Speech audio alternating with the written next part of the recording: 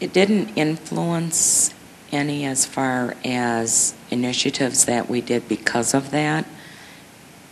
It came into the thought process when we were looking at going to a service bureau. It was another thought of, well, if we had a disaster, now we have the disaster recovery. One of the things that we are involved in is the shared branching, and solidified the initiative that we did do that, and we were glad that we had, because had the credit unions been part of shared branching, that was now available to them. So just reinforce some of the decisions that we had made.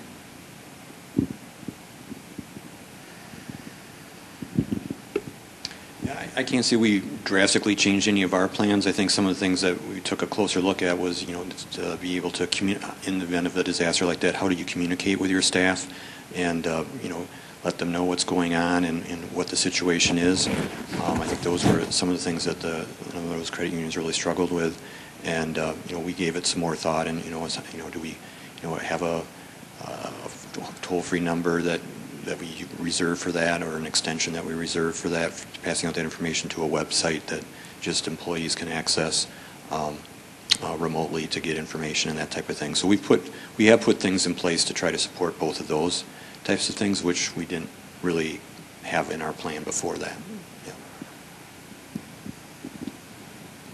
Yeah.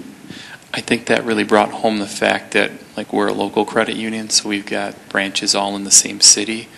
And with the disaster recovery of the Service Bureau, that's helped, but also the accessibility to that from other locations, as well as the service center that we're on, that the service center relationships that we have, that's very important for us.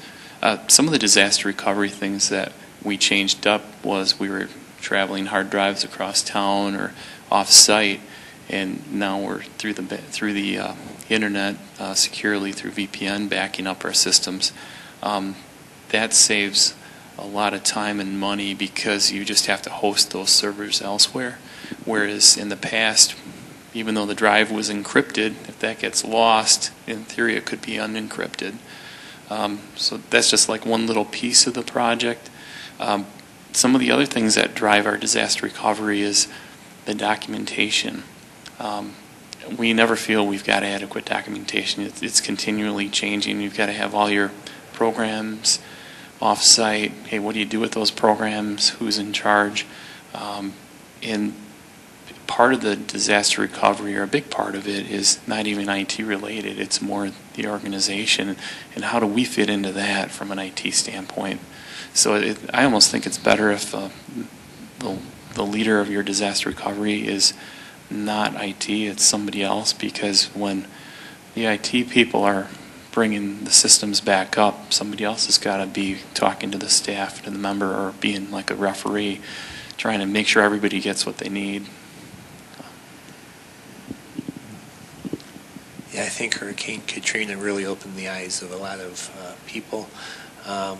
For us, we didn't really change a lot about what we do. We do think about it differently. We're sure glad that we're part of the shared branching network, but we no longer think it's okay to take our backup tapes home at night. That's not going to be sufficient. So, just how we look at the disaster recovery as a whole has changed.